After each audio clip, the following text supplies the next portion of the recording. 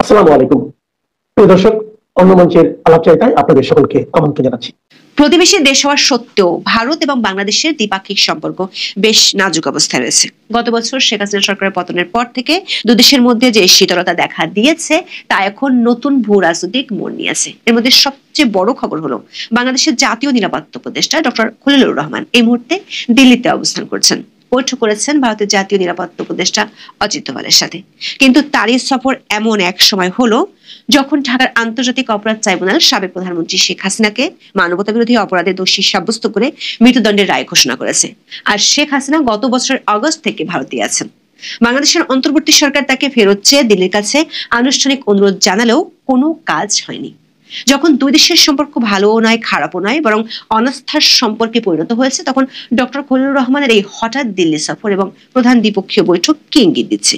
এটা কি সম্পর্কের বরফ গলানোর প্রাথমিক প্রয়াস, নাকি পর্দার আড়ালে চলতে থাকা গুরুতর নিরাপত্তা ও রাজনৈতিক সমঝোতার আলোচনা? বিস্তারিত জানতে চলুন যাওয়া যাক বিশ্লেষণে। বাংলাদেশের জাতীয় নিরাপত্তা উপদেষ্টা ডক্টর খলিলুর রহমান 18 নভেম্বর দিল্লি পৌঁছান। দৈনিক প্রথম আলোর খবরে বলা হয়েছে, কলম্বো সিকিউরিটি কনক্লেভের বা সিএসসি জাতীয় নিরাপত্তা উপদেষ্টাদের সম্মেলনে যোগ দিতে খলিলুর রহমানের বুধবার মানে 19 নভেম্বর দিল্লিতে যাওয়ার কথা ছিল। সেই পরিকল্পনা বাদ দিয়ে তিনি মঙ্গলবার অর্থাৎ 18 নভেম্বর ভারতের রাজধানী দিল্লিতে গেছেন। ভারতের একটি কূটনৈতিক সূত্র প্রথম আলোকে জানিয়েছে, খলিলুর রহমান সন্ধ্যা 6:30টার পর দিল্লিতে পৌঁছেছেন। ভারতের ইন্দিরা গান্ধী আন্তর্জাতিক বিমানবন্দরে তাকে স্বাগত জানান ভারতের জাতীয় নিরাপত্তা পরিষদ সচিবালয়ের একজন জ্যেষ্ঠ কর্মকর্তা। ঢাকা ও দিল্লির কূটনৈতিক সূত্রগুলো জানিয়েছে, সিএসসির জাতীয় নিরাপত্তা উপদেষ্টাদের 7ম সম্মেলন আগামী 20 নভেম্বর দিল্লির হায়দ্রাবাদ হাউজে অনুষ্ঠিত হবে। ওই দিন সকালে জোটের নিরাপত্তা উপদেষ্টাদের সম্মেলন শুরু হবে আর মধ্যাহ্নভোজের পর তা শেষ হবে।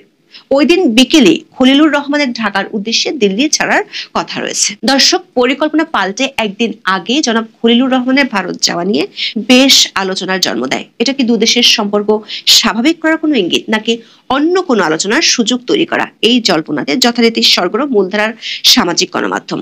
দর্শক, খলিলুর রহমানের ভারত সফরের আনুষ্ঠানিক কারণ হিসেবে বলা হচ্ছে কলম্বো সিকিউরিটি কনক্লেভ বা সিএসসি এর কথা।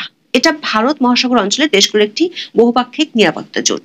এদের মূল কাজ হলো সন্ত্রাসবাদ বা সামুদ্রিক ঝুঁকির মতো সমস্যাগুলো একসাথে মোকাবেলা করা। আর বাংলাদেশ হলো এই জোটের সবচেয়ে নতুন সদস্য। কিন্তু বিশ্লেষক এবং গণমাধ্যমের খবরগুলোর ইঙ্গিত হলো সিএসসি সম্মেলন একটি উপলক্ষ মাত্র, বরং লক্ষ্য হলো অনেক জরুরি দ্বিপাক্ষিক আলোচনা করা। কিছু অতি গুরুত্বপূর্ণ বিষয়ে সমঝোতায় পৌঁছাতে জনাব খলিলুর রহমান ভারত গিয়েছেন, সেটির ইঙ্গিত আরো স্পষ্ট হয়ে ওঠে যখন বাংলাদেশের নিরাপত্তা উপদেষ্টা পরিকল্পনা পাল্টে একদিন আগে দিল্লিতে যেতে বিমান ধরেন। দিল্লিতে পৌঁছে খলিলুর রহমান ভারতের জাতীয় নিরাপত্তা উপদেষ্টা অজিত দোভালের সাথে বৈঠক করেছেন। 19 নভেম্বর তাদের এই বৈঠক হওয়ার কথা সংবাদ বিজ্ঞপ্তি দিয়ে বলেছে দিল্লির বাংলাদেশ হাই কমিশন। বিজ্ঞপ্তিতে বলা হয়, সিএসসির কাজ এবং ভারত ও বাংলাদেশের মধ্যকার প্রধান দ্বিপক্ষীয় ইস্যু নিয়ে আলোচনা করেছেন দেশ দুটির জাতীয় নিরাপত্তা উপদেষ্টারা। তবে দ্বিপক্ষীয় কোন কোন বিষয় আলোচনায় ছিল তা স্পষ্ট করেনি বাংলাদেশ হাই কমিশন। বিজ্ঞপ্তিতে আরো বলা হয়েছে, সুবিধাজনক সময়ে বাংলাদেশ সফরের জন্য অজিত দোভালকে আমন্ত্রণ জানিয়েছেন খলিলুর রহমান। বিশ্লেষকরা মনে করেন, এই ধরনের কনক্লেভে সাধারণত অনুষ্ঠানের ফাঁকে সাইডলাইন বৈঠক হয়, কিন্তু পরিকল্পনা পাল্টিয়ে একদিন আগে গিয়ে কনক্লেভের আগেই বৈঠক করাটা বিশেষ কিছুর বার্তা দেয়। 16 মাসের শীতল নিরাপত্তার পর কেন ভারত ও বাংলাদেশ এই বৈঠক করলো আর তাতে কি কি আলোচনা হলো তাই এখন গুরুত্বপূর্ণ হয়ে উঠেছে। দুই দেশের মধ্যকার সম্পর্কের ক্ষেত্রে বাংলাদেশের অন্তর্বর্তী সরকারের জন্য দুশ্চিন্তার বিষয় হলো দেশের সাবেক প্রধানমন্ত্রী শেখ হাসিনার ভারতে অবস্থান করা ও সেখান থেকে বক্তব্য দেয়া।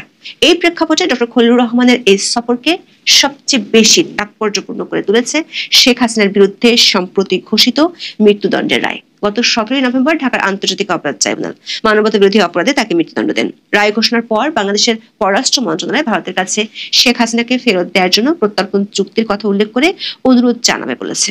তবে এই ইস্যুতে দিল্লি তার অবস্থান পরিষ্কার রেখেছে। একাধিক ভূ রাজনৈতিক বিশ্লেষক মনে করেন, নয়াদিল্লি মৃত্যুদণ্ডের মুখোমুখি করতে শেখ হাসিনাকে বাংলাদেশে পাঠাবে এমন দৃশ্য কল্পনাও করা যায় না। বিশ্লেষকদের মতে প্রত্যর্পণ চুক্তিতে একটি ব্যতিক্রমী ধারা আছে যা রাজনৈতিক ব্যক্তিত্বের ক্ষেত্রে ব্যবহার করা হয়। নয়াদিল্লির জওহরলাল নেহরু বিশ্ববিদ্যালয়ের অধ্যাপক সঞ্জয় ভারদাস মনে করেন, শেখ হাসিনার মৃত্যুদণ্ডের রায়কে ভারত বাংলাদেশের ক্ষমতাসীন শক্তিগুলোর রাজনৈতিক প্রতিশোধ হিসেবে দেখছে। ভার্ডাস আরো মনে করেন, হাসিনাকে হস্তান্তর করার অর্থ হবে বর্তমানে ক্ষমতায় থাকা ভারত বিরোধী শক্তিকে বৈধতা দেওয়া। দিল্লির সূত্রগুলো বলছে, অজিত দোভাল ও খলিলুর রহমানের বৈঠকে শেখ হাসিনার বিষয়টি আলোচনায় উঠে এসেছে, কিন্তু ভারতের পক্ষ থেকে বলা হয়েছে ভারতের প্রত্যর্পণ নীতিতে মৃত্যুদণ্ড একটি জিল ব্রেকার বা চুক্তি ভঙ্গকারী উপাদান। যদিও 2013 সালের চুক্তিতে মৃত্যুদণ্ডের ক্ষেত্রে প্রত্যর্পণ নিষিদ্ধ করা হয়নি, তবে ভারতীয় সুপ্রিম কোর্টের নজির এবং আন্তর্জাতিক দায়বদ্ধতা এখানে বড় বাধা। বৈঠকে 2005 সালের একটি কেসের কথা তুলে ধরা হয়েছে ভারতের পক্ষ থেকে, সেটি হলো আবু সালেম মামলা। 2005 সালে পর্তুগাল থেকে গ্যাংস্টার আবু সালেমকে প্রত্যর্পণ করার সময় ভারত সরকার পর্তুগিজ আদালতকে একটি সার্বভৌম নিশ্চয়তা দিয়েছিল যে তাকে মৃত্যুদণ্ড দেওয়া হবে না এবং 25 বছরের বেশি কারাদণ্ড ভোগ করতে হবে না। পরবর্তীকালে যখন ভারতীয় আদালত তাকে যাবজ্জীবন কারাদণ্ড দেয়, তখন এটি নিয়ে আইনি জটিলতার সৃষ্টি হয় এবং সুপ্রিম কোর্টকে হস্তক্ষেপ করতে হয় এই বলে যে সরকারের দেওয়া আশ্বাস অবশ্যই পালন করতে হবে। ডক্টর রহমানের সাথে আলোচনায় ভারতীয় পক্ষ সম্ভবত এই নজিরটি তুলে ধরেছে। যেহেতু বাংলাদেশের ট্রাইব্যুনাল ইতিমধ্যেই শেখ হাসিনাকে মৃত্যুদণ্ড দিয়েছে, তাই ভারতের পক্ষে তাকে প্রত্যর্পণ করা আইনত অসম্ভব, কারণ ভারত এমন কাউকে এমন দেশে ফেরত পাঠাতে পারে না যেখানে তার মৃত্যুদণ্ড কার্যকর হওয়ার নিশ্চিত সম্ভাবনা রয়েছে। এটি ভারতের নিজস্ব আইনি কাঠামো এবং আন্তর্জাতিক মানবাধিকার সনদের পরিপন্থী হবে বলেও জানিয়ে দেওয়া হয়েছে। দর্শক, শেখ হাসিনার ইস্যুটি নিয়ে দুই দেশের মধ্যে বেশ বড় সড় রাজনৈতিক অচলাবস্থা তৈরি হয়েছিল। আর এই রাজনৈতিক অচলাবস্থাটা শুধু আলোচনার টেবিলেই থেমে থাকেনি, এটা সরাসরি পড়েছে অর্থনৈতিক, কূটনৈতিক ও নিরাপত্তা ইস্যুতে।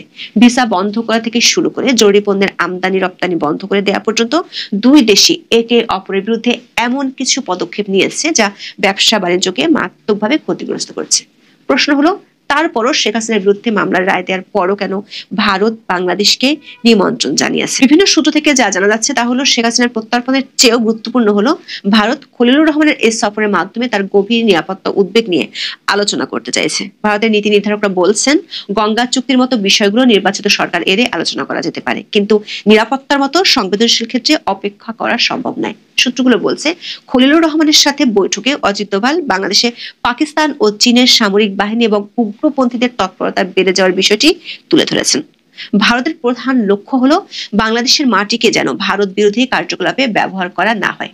অজিত দোভালের আমন্ত্রণের প্রধান কারণই হলো এই নিরাপত্তা সংক্রান্ত বিষয়গুলো নিয়ে ডক্টর খলিলুর রহমানের সঙ্গে খোলাখুলি আলোচনা করা। এর পাশাপাশি তিস্তা নদী মহাপরিকল্পনা নিয়ে চীনের সহায়তা চাওয়ার বিষয়টি দিল্লিকে দারুণভাবে উদ্বিগ্ন করেছে। দর্শক, চীন এই প্রকল্পে 210 কোটি মার্কিন ডলার সহায়তার ঘোষণা দিয়েছে। ভারতের কাছে এটি কেবল পানি নয়, নিরাপত্তা ও ভূ রাজনীতির প্রশ্ন। তিস্তা প্রকল্পের অবস্থান ভারতের অত্যন্ত কৌশলগত, শিলিগুড়ি করিডোর বা চিকেন স্নেকের কাছাকাছি, ফলে এর আশেপাশে কোনো বিদেশি শক্তির উপস্থিতি ভারতের জন্য সরাসরি নিরাপত্তার ঝুঁকি বলে মনে করে দেশটির নীতি নির্ধারকেরা। বাংলা ট্রিবিউনের এক খবরে বলা হয়েছে, এই কনক্লেভের টাইমিংটাও খুব গুরুত্বপূর্ণ, কারণ সব ঠিকঠাক এগোলে আর মাত্র 3 মাসের মধ্যেই বাংলাদেশে সাধারণ নির্বাচন অনুষ্ঠিত হতে চলেছে।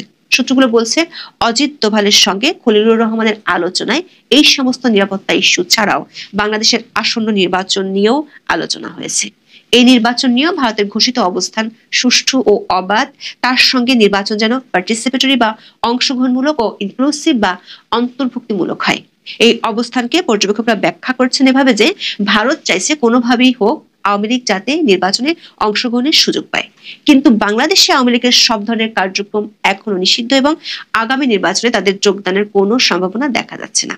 প্রধান উপদেষ্টা মোহাম্মদ ইউনূস অতি সম্প্রতি ঢাকা সফরে আসা এক ব্রিটিশ মন্ত্রীকে জানিয়েছেন, আগামী নির্বাচনে আওয়ামী লীগের লড়ার কোনো সুযোগ নেই।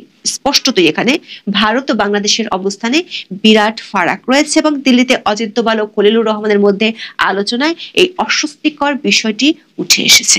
তবে এ নিয়ে দুই পক্ষ কোনো সমঝোতায় পৌঁছাতে পেরেছে কিনা তা নিশ্চিত হওয়া যায়নি। কিন্তু সমঝোতার শর্ত হিসেবে ভারত যে কিছুতেই শেখ হাসিনাকে হস্তান্তর বা বাংলাদেশের হাতে তুলে দেওয়ার দাবি মেনে নেবে না, সেটি ভারতের পক্ষ থেকে জানিয়ে দেওয়া হয়েছে। সূত্রগুলো বলছে, বাংলাদেশের জাতীয় নিরাপত্তা উপদেষ্টা ডক্টর খলিলুর রহমানের এই দিল্লি সফর একটা কূটনৈতিক প্রচেষ্টা, যার মাধ্যমে নির্বাচনের আগে ব্রেকিং দ্য আইস বা বরফ গলানোর প্রক্রিয়ার দিকে যেতে চায় বাংলাদেশ। তবে ভারত যেহেতু শেখ হাসিনাকে ফেরত দেবে না এবং নিরাপত্তা ইস্যুতে তাদের বেশ উদ্বেগ রয়েছে, তাই ঢাকা দিল্লির সম্পর্ক রাতারাতি উষ্ণ হওয়ার সম্ভাবনা দেখছেন না বিশ্লেষকরা। তাহলে শেষ প্রশ্নটা কিন্তু থেকেই যাচ্ছে, এই যে হঠাৎ বৈঠক, এটা কি সত্যি দুই দেশের সম্পর্কের ক্ষেত্রে কোনো নতুন দিগন্ত খুলে দিবে, নাকি এটা আসলে বড় কোনো ভূ রাজনৈতিক খেলার একটা সাময়িক চাল মাত্র। এখন এই পর্যন্ত সবাই। এই মুহূর্তে আপনাদের সামনে কথা বলতে চাই, ইউনূসের যাবার সময় হয়ে গেল। এই যাবার আগে ভয়ঙ্কর ক্ষতি করে দিয়ে যাচ্ছে। আমরা দুদিন আগে কথা বলেছি দুটো বন্দর নিয়ে, চট্টগ্রামের লালদিয়া এবং ঢাকার অদূরে কেরানীগঞ্জের পানগাঁও টার্মিনাল। দুদিন আগে 17 তারিখে শেখ হাসিনা রায় যেদিন ঘোষণা করা হলো আইসিটি থেকে, আন্তর্জাতিক অপরাধ ট্রাইব্যুনাল থেকে, বাংলাদেশের মানুষ শেখ হাসিনার রায়কে নিয়ে ব্যস্ত, দৃষ্টি ওদিকে। কিংবা একই দিনে ধানমন্ডি 32-এ আবারও পোড়া বাড়ি ভাঙা বাড়িতে ভাঙ্গার একটা বুলডোজার নাটক করা হলো। আর ঠিক সেই দিন ইন্টারকন্টিনেন্টাল হোটেলে দুটো বন্দরকে দীর্ঘস্থায়ী লিজ দেওয়া হলো, চট্টগ্রামের লালদিয়া এবং পানগাঁও।